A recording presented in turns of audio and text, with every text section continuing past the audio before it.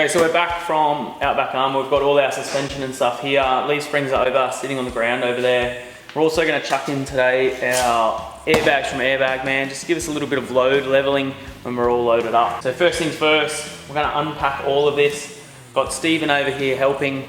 Also got my mate Ollie on the way. You might remember him from our trailer build episode to come and give us a hand with a couple of things there. So he's going to come out and help. Now last night I watched a YouTube video, Show Me How It Is on YouTube. If you want to know how to do anything, that guy is basically showing you step by step how to do it. It's really helped me just to get a better understanding of exactly how we're going to chuck the suspension on the BT50. His was on a D-Max, as you're probably aware, it's the exact same vehicle, so super handy there. Let's crack on. Okay, so we've got a lot of stuff here, and the reason is because we're basically replacing everything. I'm always a big fan of doing as much as you possibly can, particularly when you're sort of reliant on this stuff, remote and off-road and everything. When I worked in the four-wheel drive industry, you used to get a lot of people would want to save money and cut corners and stuff like that, and I'm not really that kind of person. I'd rather spend a little bit extra and know that what I've got is better than the original piece of equipment. So with all this Outback Armour equipment, it's all designed and tested in Australia, so it's designed and built for Australia. If I'm going to do something, I'm going to do it once, I'm going to do it properly. Now before we start jacking this thing up and getting it off the ground, one of the first things I want to do is measure the height here.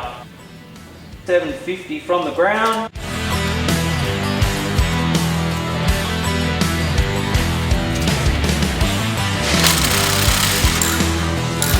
So we removed all our bash plates. It does make it a lot easier, just get that sway bar and everything out of the way, and also because we do have the aftermarket bash plates that will go on in the next couple of weeks.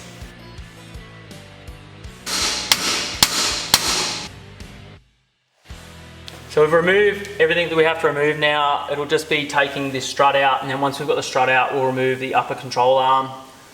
As we removed it, this whole sort of wheel station dropped out a little bit, so I'm a little bit concerned about the CV falling out the side, because if you've ever replaced a CV, it can be a bit of a nightmare, and a very messy one at that, so it's not something that we want to be losing time doing. So what we did is we just chucked a couple little cable ties together, just to take the load of this station and hold it up there, so we're not risking it falling out to the side. A couple of the bolts, trying to get them out in the first place, were pretty hard, but we're there now and the car didn't fall off the jack, so that's good.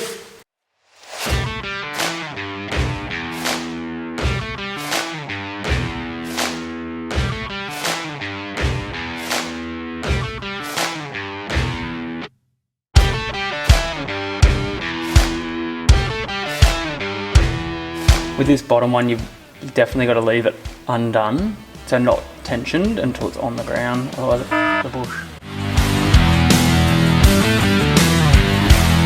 This is our factory upper control arm that we've removed from the VT. As you'll see, it's basically plate steel that's folded up and then welded together, but it's 100% hollow, as opposed to our new Outback Armour upper control arm there is solid steel.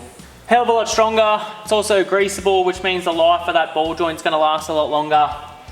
And if you know me, you'll know that most importantly for me, they look bloody good. They look really cool, so super stoked to have them in there. It really helps to set off that wheel arch as opposed to just being plain boring and black. Okay, so onto the second side. The first side took us a lot longer than what I ever thought it was going to take. Unfortunately, Ollie's had to take off. He's got some other things that he needs to tend to, so it's just me now by myself. It's definitely a job that's easier with two people, especially when you're trying to use a jack just to line things up. We found that with the upper control arm on the other side. Kind of difficult if you're doing it by yourself, I'd imagine, but I'm about to find out. So I've just removed all the strut from this side. Upper control arm is out of the way. So yeah, first things first. Aftermarket upper control arm from Outback Armour will go in, and then we'll hopefully get this strut in, and fingers crossed it's all going to be a lot easier than what the other side was.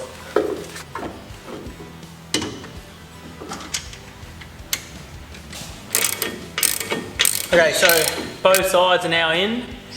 The second side actually went in a lot easier than I thought it was going to be by myself, but I think it's just because the first time we learned all the ways not to do it. So now it's just a matter of, we're going to reattach all these sort of speed sensor wires and stuff like that and then I'm going to go through and grease those upper control arms, because I've got a feeling that I'm going to forget.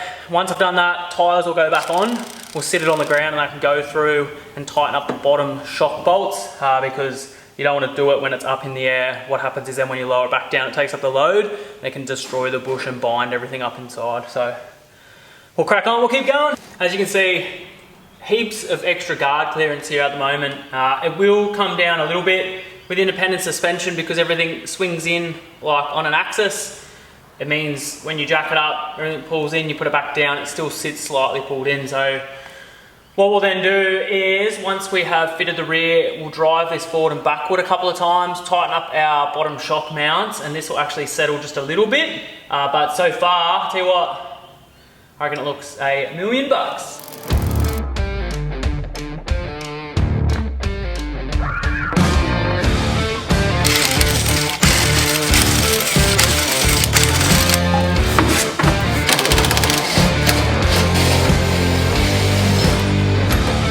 It's taken me far too long to get this side's leaf spring out. The front pin was just super tight. In the end, I had to get 2 big long breaker bars and then lock one of them off just so I could crack it with both hands on the other side using pretty much all my might. So I'm a little bit behind schedule again, which isn't amazing because I have this car booked in tomorrow at Black Bear Tyres to get new tyres and wheels fitted. So we're starting to lose daylight. It could be a long night, it could be head torches. I still don't have electricity powered up in the shed yet, so there's no lighting in here. This could get interesting, but we'll give it a crack and we'll see how we go. We'll try to get this side back on first and then we'll have a go at the other side. First things first, I have to push our bushes and everything into the leaf spring, and they do just push in by hand, no need for a press or anything like that.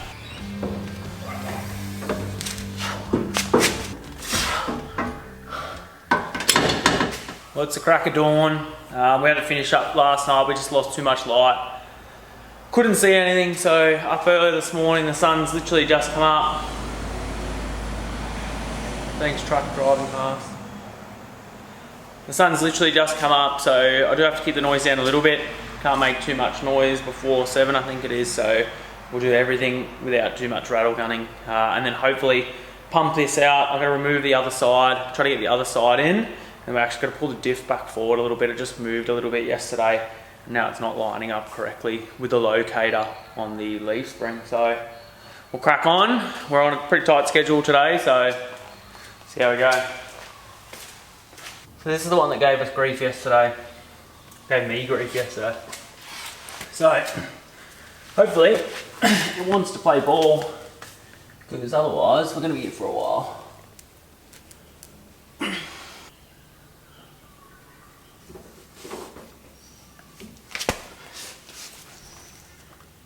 The leaf spring's finally out. It took me the good part of probably about 45 minutes to get that front bolt out.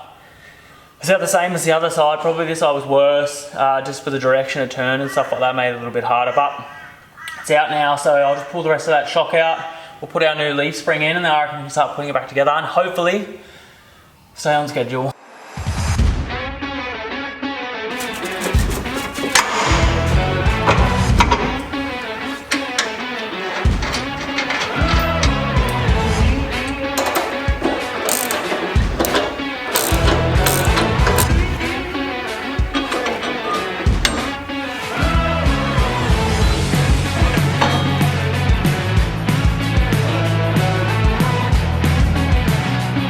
So I've gone and reused the original bump stops. Normally what you would do is you would fit an aftermarket bump stop, but because we're supposed to be fitting the Airbag Man airbags and I've just run out of time, I've just decided I'll chuck the factory ones in there, and then in a week we'll pull all the tyres back off, pull this back apart and do it again.